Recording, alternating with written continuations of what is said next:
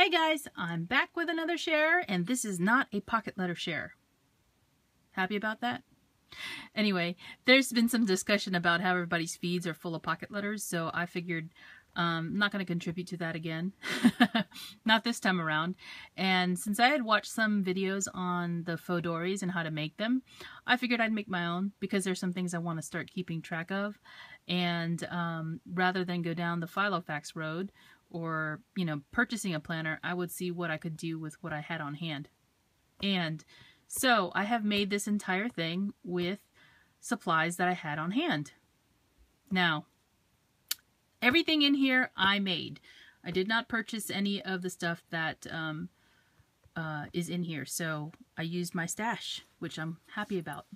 So you guys can see that this is Tilda. Tilda through and through, because I just, you know, wanted Tilda. And where can you get a Tilda Fauxdori? You might be able to find one online. I don't know. I did make the charm that's on the side here, and this is an Arctic cake, you know. And then I put together this little dangle piece right here. Let me see. From charms that I had. So there's some blue also. This blue is my favorite color. This is my favorite fabric from the Tilda line so far. And then I used a lobster clasp so that if it gets in the way while I'm writing in it, I can just take it off. And it's on the stretchable cording that you use for the Fauxdoris. But I also threaded a little heartbead here. And Vicky, TryHeart67, hi Vicky, she gave me the hearts that you're seeing here, this bead here, and I also have one here on the bottom. Now this is a, I think it's a bracelet connector is what they call it. I'm going to show you. It's a bracelet connector that I purchased. I think I got these at Michael's. They weren't cheap, so I only purchased a few of them, and I think I gave one away recently in a pocket letter. But it's by Cousin. And they have different sayings. So I just purchased Inspire, and I put that on here. You have to put it on the band before you thread it and tie it. So that's what I did here. And so you just take the band off. And I'm not going to do a tutorial on this because you can, again, you can look up Fauxdori, how to make a Fauxdori or Fauxdori tutorial, and see how this is done. So it's actually on here. It will not come off. And you can't, the thread won't go back through the hole, which have eyelets in them, because this is too big, so it'll never come out. So yeah, that's how you open it up, and I actually have 4 inserts. You can see that I have sewn my Fauxdori with a double stitch here, and what I used in between the fabric is Pellon interfacing, and it's kind of thick, so it makes it really sturdy and very soft. And so I used the same fabric on the inside and the outside of the book.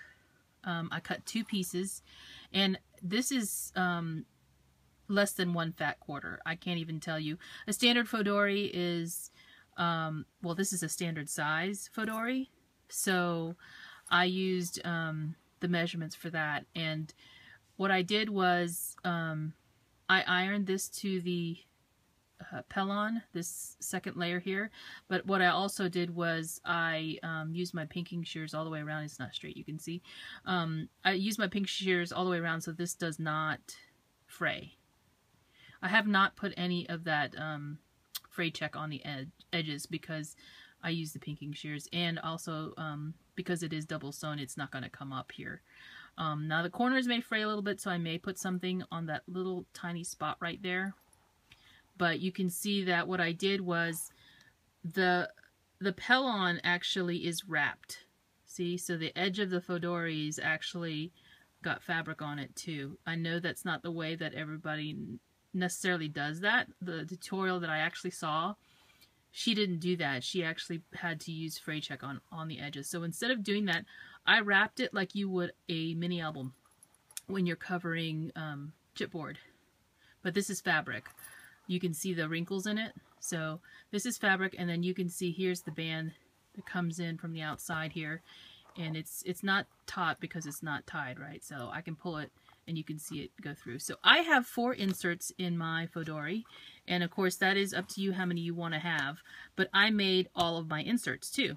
And I will put the link down below in the description box where I got my insert pages from.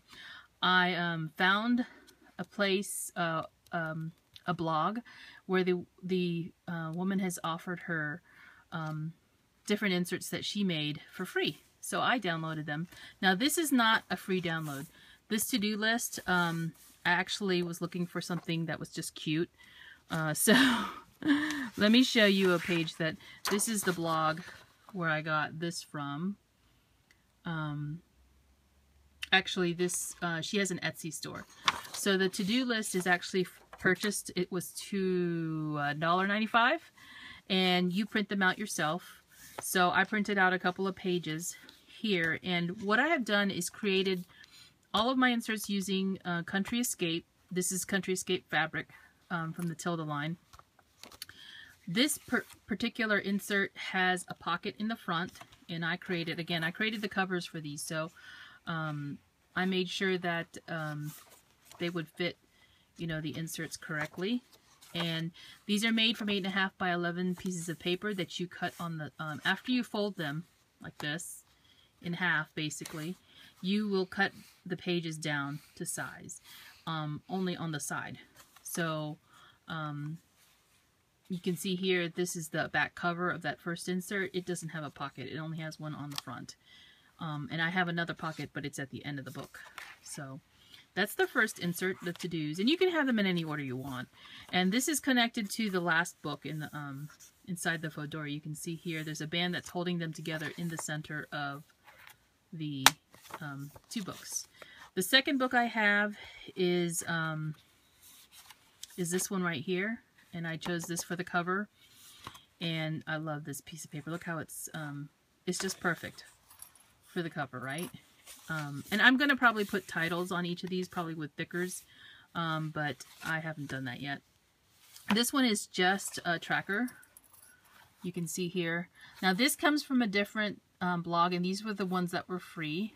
So you can see this has grid lines, and she has different things too. You can download all of the designs that she has available on her blog for free. I won't give you, I'll give you the link to the blog so you can go to her page and check her out. I forgot her name though.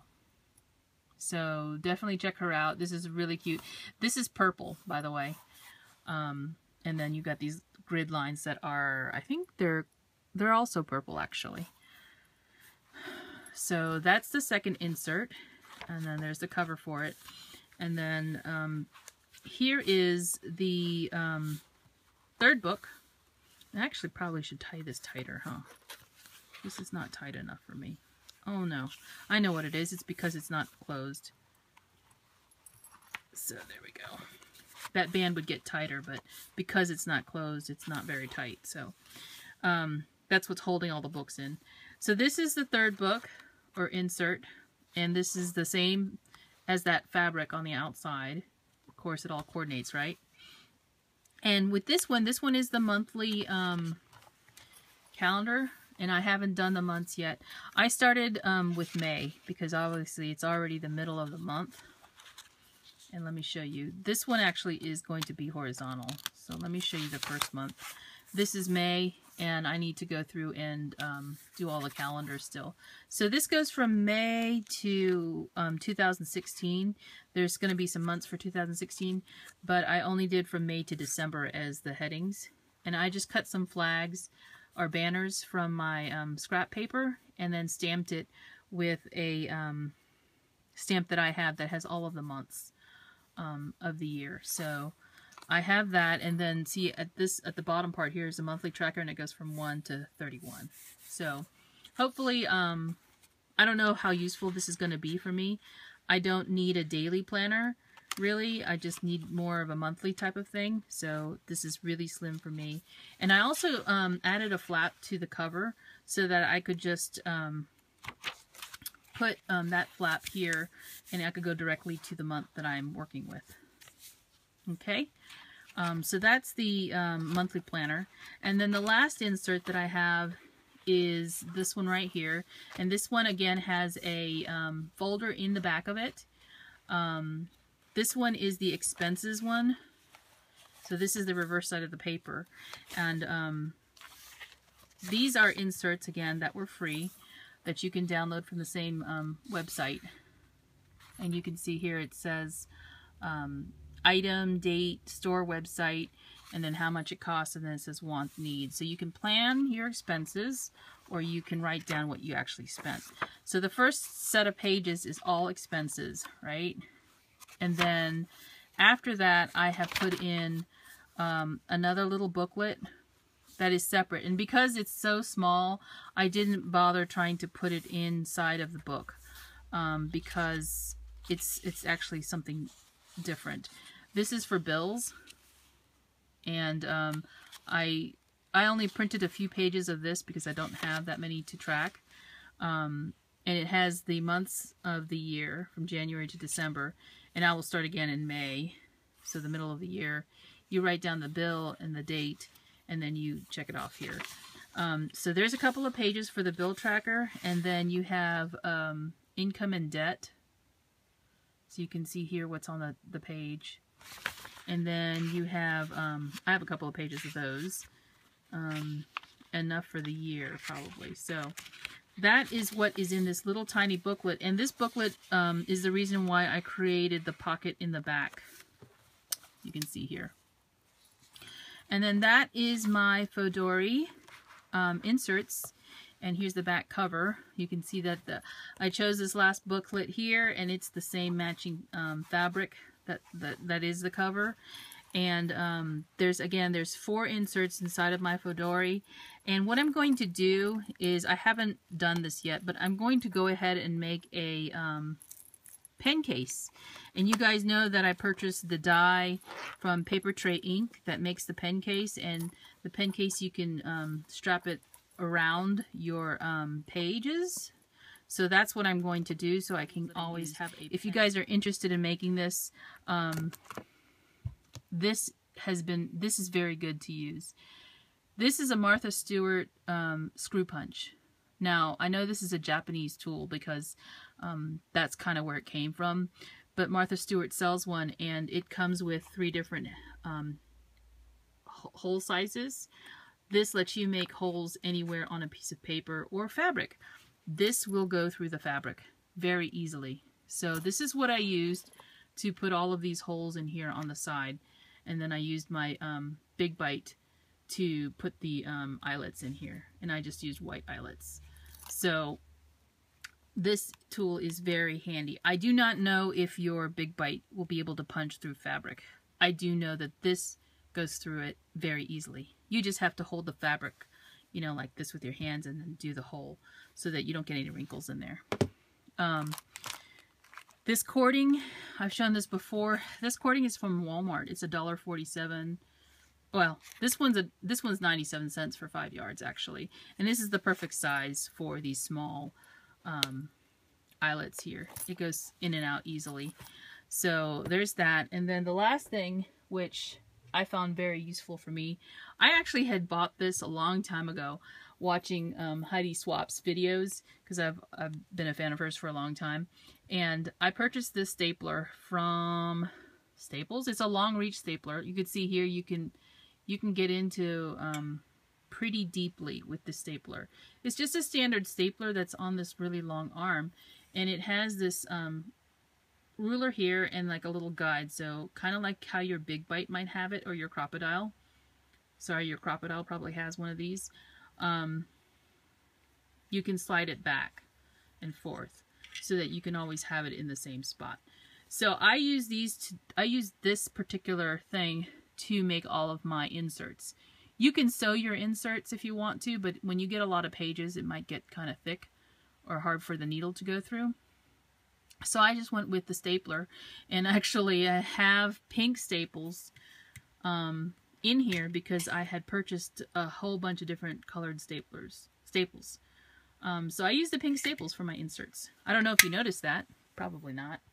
But that's what I use to put together my inserts for the Midori. What else? I think that's it. Country Escape Tilda paper is what I use for my cover. Obviously Pellon, the Pellon looks like this. This is a scrap piece of it. And it's the one I had, you could actually fuse on both sides. So you just iron it. You know, you iron your fabric and then you iron the fabric to this. And this makes it sturdy enough. You can see how thick it is. It's kind of like fun foam in a way, but it's not. It's actually fabric. So that's what I used. And yeah, so thanks for watching, guys, and I hope you have liked my project. And I will be making probably that pen case, and I'll probably show it to you guys when it's done and show you my Fauxdori again. So thanks for watching. Talk to you soon. Bye.